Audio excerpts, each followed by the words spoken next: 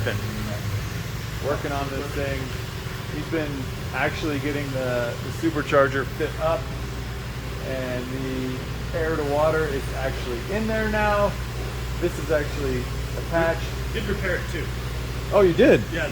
So that crack is now not a crack anymore, it's a cross.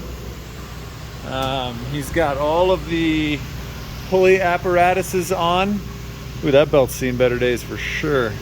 Yeah, we're gonna have to. Oh God. Are they actually cracked? Oh yeah. Oh yeah, look at that. So we're gonna need to find some belts. Those are not in the best of shape. First time we go to let it eat, it's just all. So We got less power than before. Yeah, perfect. That's what we want. We want to lose all the races.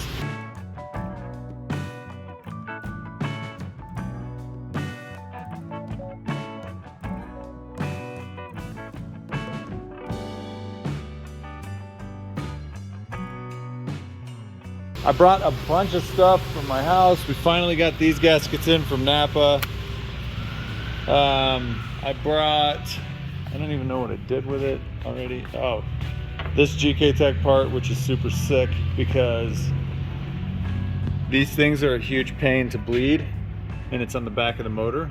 So GK Tech makes a replacement part for that has a air passage, so you can bleed it without taking that screw all the way out, and it's fantastic, and it won't crack, and you won't strip that out because it's a piece of crap plastic. So that's fun and exciting. And then I also got the shipment of Kansei's over here. So we've got 4 on-road wheels and tires, which are there and on the other side of there, and then we have the off-road tires and wheels, which are these ones, if you can see that, but I kind of explained that earlier. So we're gonna get all those mounted so we can actually see how those all-terrains are gonna fit on the Z and how much we're actually gonna need to lift the damn thing.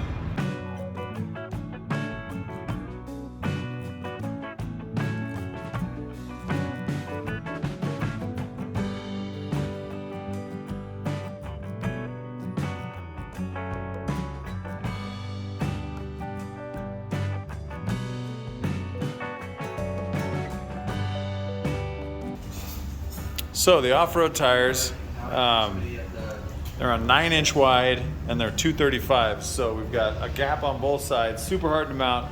So we're gonna resort to the old drift boy method with some brake cleaner and some fire. Starter fluid. Starter fluid, that works too. The old tried and true.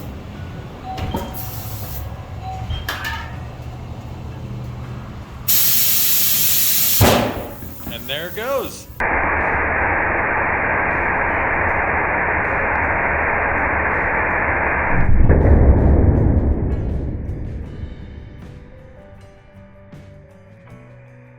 That's how she's done, boys. Super simple. So that looks super awesome and ridiculous that it's even going on the Z. So big shout out to Kansei and Cosmo for hooking it up with this dope wheel package for 350Z. Oh, I'm so excited for this. Got a lot of bits and pieces off, got the subframe off, it's leaking all over the floor, the headers are off. I have made a gigantic goddamn mess that we now need to clean up. Transmission's off also, clutch is off. Putting this on another motor stand, maybe get the rest of the poop out of it, don't know yet. And then start transferring everything to that yonder motor. Day 8, back over at 10/10, early in the AM. Well, early is a relative term for me. They've been mobbing on the Supercharger, and I kind of wanted to get an explanation of everything that they had to do to make this thing actually work, from the smaller Supercharger kit that was supposed to be on the Z to the now larger Supercharger kit that isn't supposed to go with this or that. So what have you guys done to this? So this is a long story, but basically when these cars first came out in 2003, 2004, Stillen made a Supercharger kit that used the Eaton MP52, I think is what it is. Small guy. MP62. And I had purchased this kit to put on my 350Z as kind of a, hey Scotty, this will be fun situation. I promise. But naturally, because it's so old and it's probably been exchanged through so many parties at this point, the blower was basically toast and worthless, among other things. So, and these, you can still get them, but they're getting harder and harder to find. So long story short, rather than getting a new one of these made, which was already pretty small for the car, decided to buy one that I assumed was very similar. Plot twist, it wasn't. Quite a bit larger MP90 to actually make some real power. Fast forward all the way to today, and here we are from Motor Trend trying to make this VQ make some real power. And now, in order to make that happen and utilize the rest of the still-in Supercharger kit, we had to modify the snout, which on the MP90 is typically used for a handful of OEM applications. And came out to like right here. So this used to be here-ish. Yeah, around there. So we had to turn this guy down to make it match the MP62's output shaft or input shaft seal, whatever you want to call it, snout. And this is where we're at now. And so yeah, that one. Where's the old one? The old one snout. is. I think it's up your face. So yeah, that was more than double that length, and now it looks like a factory fresh part.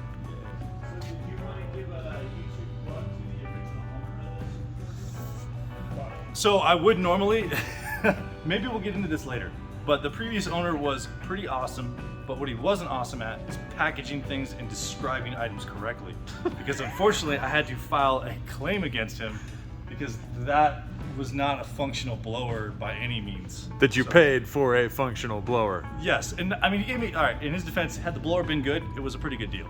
So this is basically a free fitty blower assembly for a VQ. That's the price we need. So yeah, this thing did work. Dave did work getting that to happen. There was some weird issues with it, like this isn't centered, like this lip right here isn't centered inside. It's actually offset just a little bit. So he had to take all them calculations, and that's kind of what I was filming yesterday a little bit, but he got it all done and everything fits. But yeah, so that's the story on the Supercharger, which is a pretty fantastic one because they haven't made these since like 2009. So we are at multiple disadvantages. Multiple disadvantages here. But I have all the faith in the world that 10/10ths can make it happen. Got the old steering bushings out of the newer steering rack. This one has been leaking since I've owned this car. It basically just ran purely on Lucas Oil stop leak, but hey, a couple thousand drift laps on it, still going. But this one has a steering pump attached, and now it's gonna have some GK Tech solid bushings installed. Motor's slightly more naked, still filled with just as much poop. There it is. Wiring harness is out, which now needs to be repaired because the rats decided that these wires were going to be super tasty and or delicious, which they are. I can definitely not fault them for that. But yeah, now we need to kind of go through this whole harness and make sure there aren't any other chews like those. So that's fun.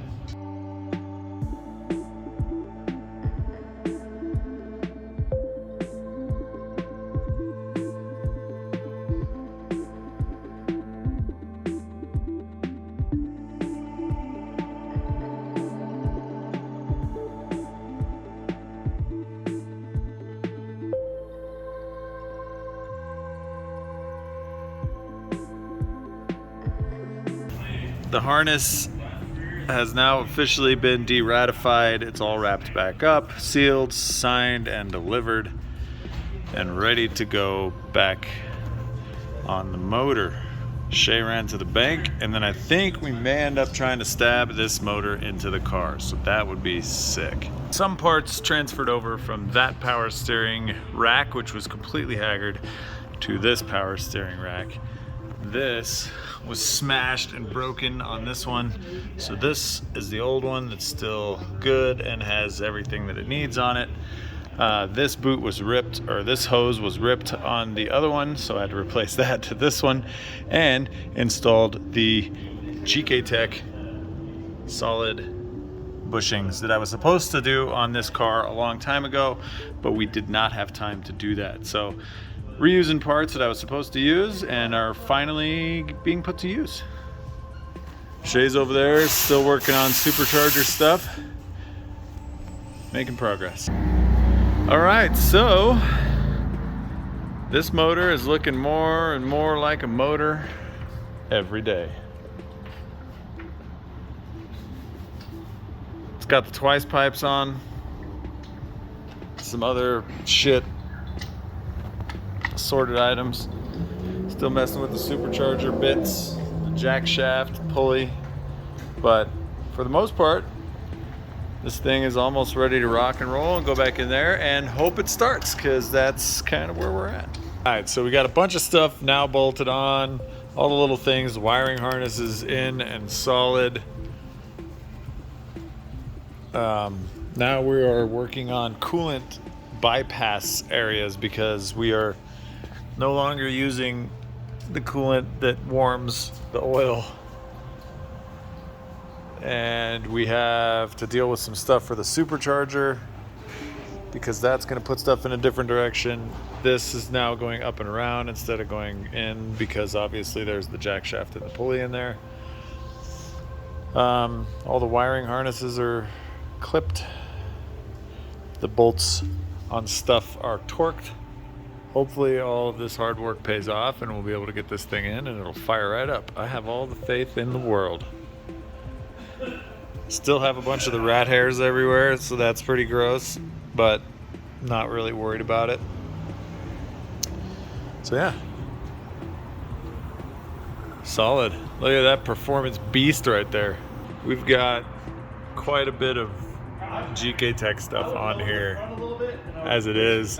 We've got the arms, we've got the dual caliper kit, so e-brake and then stock brake, so that's cool. What else is GK Tech on here? The hydro kit, the lines running across there and up into the hydro, which is right yonder. I've also got GK Tech front lower control arms and the angle kit. It's a pretty simple car all around, but it works really well. We'll see how it does off-road, but we had an issue with the steering shaft clearing, and let me see if you can actually see it, but it has rubbed. You can see where it started to kind of rub its way through. Apparently it's been rubbing the whole time I've owned it, probably the whole time whoever put these sick exhaust twice pipes on. But yeah, now we're gonna get rid of that area right there the old-fashioned way. I'm actually very familiar with this modification. It's a good mod.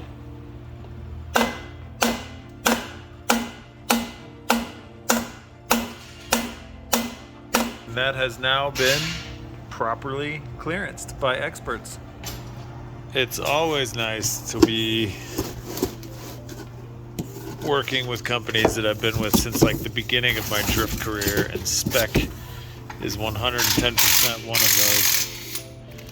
They've been with me since the beginning and we're still doing cool stuff together. So pumped on that.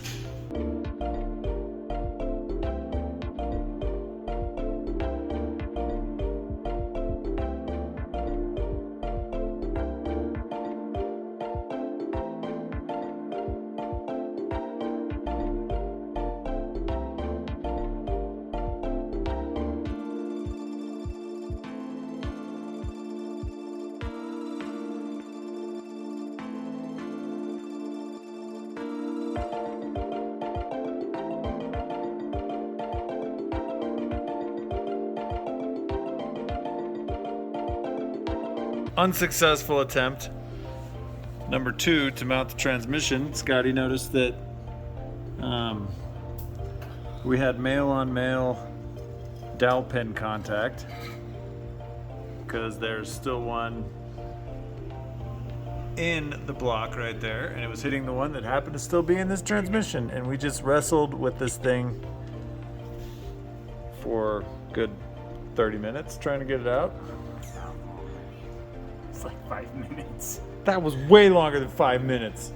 No, it was fine. Okay, it was probably like 5 minutes, but it felt like an eternity. And that's okay. So it was a pretty solid day right up until the end, right there. And then it was just a battle to get that transmission back on. Between the dowel pin, not getting lined up, and having the motor be tilted at a weird angle, and so on and so forth. But it is in, so that is a very small victory. The goal for tonight was to actually put it in the car, but screw all that. I have to go judge a drift event on the other side of the country tomorrow. Any of you guys notice the urinal cakes? Yeah. I did, yeah. That's the Donnie difference. That's the Donnie difference. All right, day whatever it is, out. Once again, back at 1010. They're still mobbing on stuff. I had to go for an entire weekend of drama festival at an event called Clutch Kickers, where I am a judge. I was absent for days 7, 8, 9, and 10, in which the 10/10 boys did work. As you can see, motor in, transmission in, wires hooked up, power steering hooked up. We are waiting on the belts from O'Reilly's, oil cooler stuff we need to mount up front. Suspension's back on. The motor runs. That's what's important, because we are now less than a week from departure. We leave on Sunday the 2nd, and it is now, I don't even know what day it is because I can't see the date on my phone. But the 10/10 boys did a ton of work while I was absent, so I can't thank them enough for that. It's amazing. We have a few more things we need to do in the meantime, including put transmission fluid in, which is what I'm going to tackle right now. Oil cooler mounted solid. We still haven't run the lines yet. Sway bar's back on, but we need to steal an end link off of Shea's 350Z because it's missing. What else? Got the Kansei on, looking ultra fresh, wrapped in that Cosmo Mucho Macho goodness. So that looks super cool. So the plan, since we took all the vinyl off yesterday, forgot to mention that, is to cut more vinyl, but we're going to spray paint all the logos on in desert tan to make it look just that much more ghetto. But it's looking good. It's looking real good. So today also happens to be the day to install that head unit. I've had these since I was supposed to bring them on Drift Week 2, and they came in like a week late because they are fully custom seats in all white, because I am an idiot and thought it would be cool to have an all white seat. They were for the Lexus, but we're gonna put them in this because these are way safer than the piece of crap seat that was in there. Status can customize your seat to any color and material that your heart desires. They can even put custom logos on it, etc., etc., etc. So, super stoked to be running these if they fit. That's the key question. With the roll cage in there, I need to make sure that these fit. Otherwise, I'm going to use the other status seats from my S13, and we're still going to hotboy no matter what. I just hope I get to use these. Shea got the oil cooler, has now a fan on it. I know you can't see that, but there's a fan in between there, so we're going to hook that up to the regular radiator fans in a relay and have that just come on anytime the radiator fans come on, so that's cool. We've also got the air to water cooler, so that's going to be popping out and going up to the Supercharger if we eventually get to that. Now we're installing all this stuff now just so it doesn't take us a ton of time to install later. So none of it's going to be hooked up, it's not going to be functional, but it's going to be on the car and saving us time. Gosh, right into that fixture.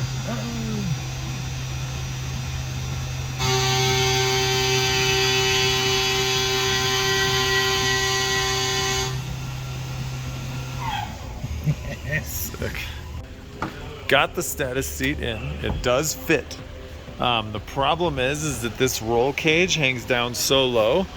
What it does is effectively your helmet would be in between this one and that one. So you kind of have to lean your head over to actually get in there. So that's unfortunate. So I will be going with my other status seats for this particular event. Bummer. Looks sick as hell though. It's so awesome. Ugh, sad days in the kingdom. Supercharger plate milled out, new holes drilled, supercharger mounts correctly. The next step is what? Well, we need to get this little throttle body adapter on here. And as you can see, she don't line up.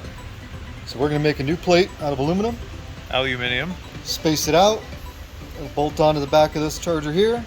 This will bolt onto that plate, and we'll be laughing. Bob's your uncle. And hopefully it doesn't hit the firewall.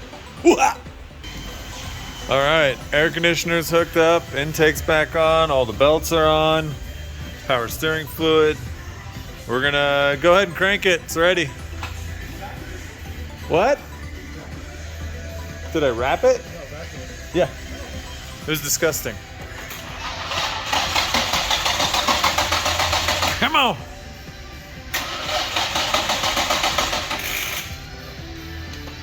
Come on.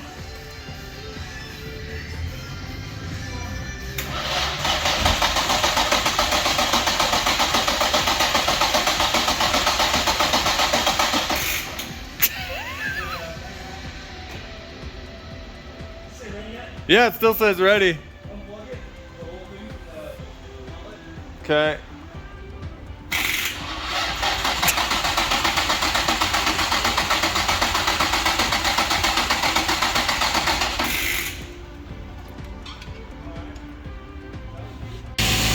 Well, we jumped it more and it fired up, so that's cool.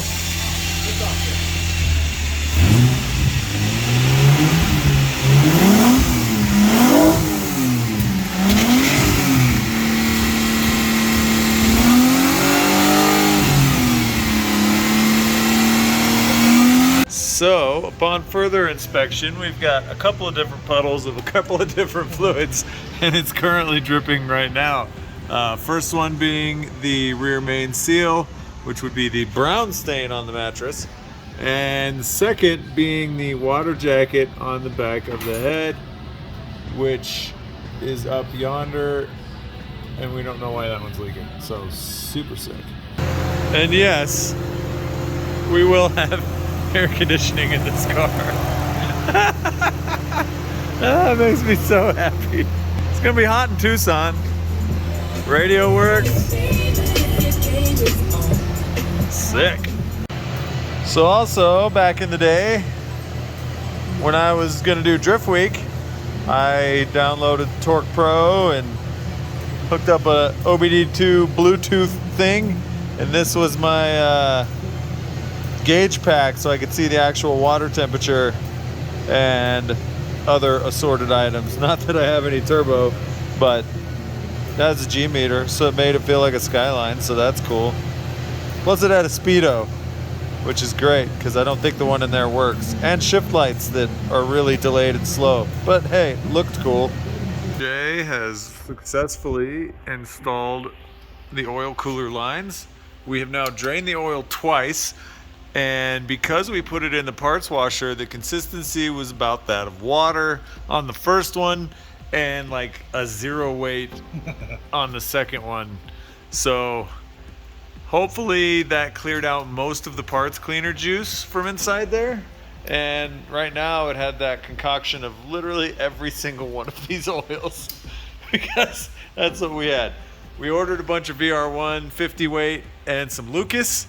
So hopefully that should thicken things up and keep it on the fresh. We got a new filter coming and extra quarts so we can fill up that there oil cooler. Sick. It's time to bleed the handbrake because after sitting for over a year, it was filled with air somehow. Okay, holding.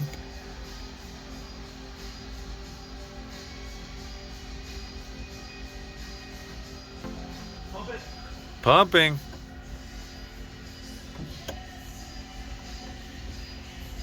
I'm gonna dump this real quick. Okay.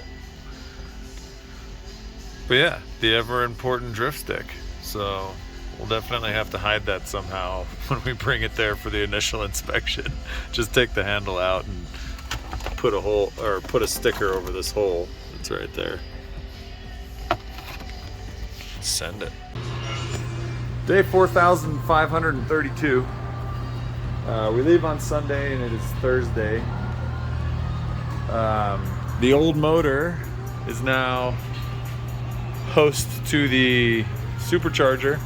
So all sorts of milling magic went into making this thing fit on this base plate that is meant for the 350Z. We had to get a new one of these because the nipple was broken off. Shea modified it to extend this out because it was kinking itself.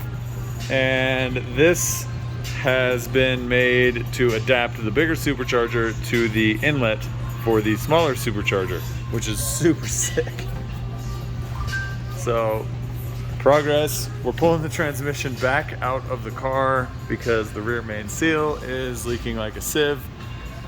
Otherwise, everything's working. I'm trying to get some of the old stuff from the car out of the shop because I'm already taking it up enough of the room. So I have a bunch of stuff like that seat and all my other yellow wheels and the other status seat, since we got the status seats from my Formula D car in the dope carbon fiber finish, the Ring GTXs. Flip that around. We are going to be using these instead, which I'm actually super pumped about. These ones will definitely fit inside there. Those ones are just too big for the roll cage that's in there because the roll cage was not done super well. That is where we stand for today's activities. I'm just ferrying parts back and forth. And I grabbed the wrong side end link. So that's also fun. So I gotta go take that off the other car too. Bonus. Finally wrangled the transmission out, and this is our rear main seal, which as you can see has not been too happy with its very short life. We definitely messed that up on install. I mean, just as much as me leaving 1 out of 4 bolts loose up there and having a giant water leak for no reason whatsoever other than being a moron. But now we have installed the new rear main seal in a very unique method that is, we're gonna leave undisclosed. Good luck to anybody that tries to perform this job in the future without pulling the motor out. Yeah, dropping everything. So yeah, now we're just siliconing and praying that it doesn't leak as much. I have a lot of faith. We will be happy with not as much. So yeah, that's where we stand. I had to go get some eyelets for the 5-point harnesses to drill holes in the floor to put the crotch belts in, and we will be using them. Where did I put them? Oh, over here. So we have brand new Freshy Boys status harnesses, which are super sick, to match the not so new but still awesome carbon fiber status seats from my FD cars. So we will be in the highest class of status. So I just took the passenger seat out, and it's Armageddon in there from them their mouses. It's pretty disgusting. And that may or may not be a condom. I'm pretty sure that's a used condom in here. No. Oh, that's horrible. That's horrible. But the status seat's in there. It's looking good. I got to put the belts in and see if I can figure something out to get this one in, but we'll see. So while that disgusting passenger seat's out, Shea is working on getting this done, and it turns out the belt that we have is much too small. And it's already a small, hard to find belt that goes down there. As you can see, the little pulley guy down there. But yeah, it's at least a couple inches too short. So that's a huge bummer. Scottie Dounce over here schooling me on fueling. I may or may not be a little high, but it's fine. Everything's fine. So yeah, we're trying to throw the bigger AEM pump in there to power that sucker with the bigger injectors, etc. Then we'll put it on the dyno, tune it, then take it all back off so we can pretend like we're getting it in Tucson. Everything makes sense. Okay, so back at 1010s once again. And we are T-minus 2 days until we need to leave. It is now the 30th. We just turned in our COVID tests for the show, and we are back over here with Vengeance and Wrath. I just got all of the harnesses mostly in. That seat's dialed. Trying to borrow a passenger side seat bracket because this one's going to take way too much work to work. Got the statuses in on this side, so that's super sick. We are now currently going to mock up and install the Supercharger to the VQ35. Hopefully, I went and searched around a bunch of places today for a belt that actually would work. And now we're gonna put it on. Scottie's gonna hopefully tune it, and we're gonna hopefully be all right. And then we gotta take everything back apart and put it back to how it was to start the show as a stock car.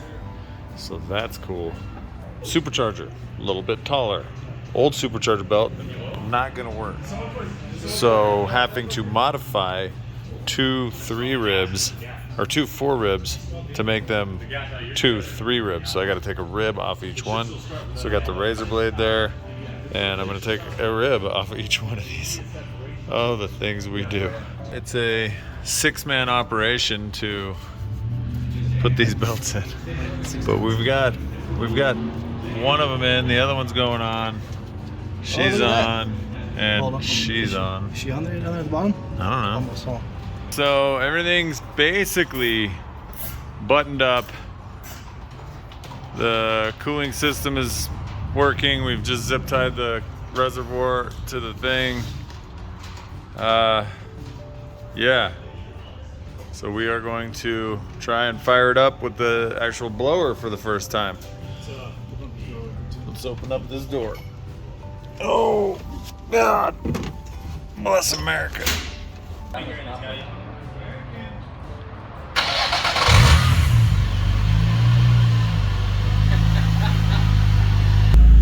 Pretty cool seeing that thing sticking out of there. Pretty stoked on that. Got that cool Supercharger whine, boys. Pumped. It's time to throw it on the dyno.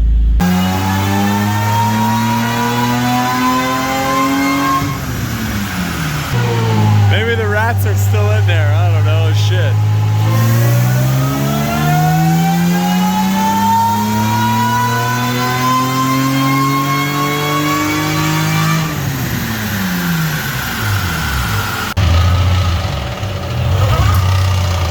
We've got some very not good noises coming from the motor.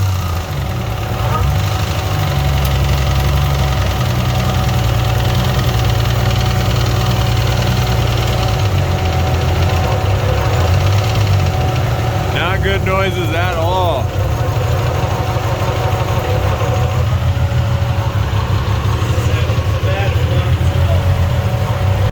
So quite a bit of damage on yonder side of the old piston. It's now pissed off. Ew. And it went off. Situation update. It is the day before we're supposed to leave. We're supposed to be on the road at 7 a.m. tomorrow to get to Tucson by 4.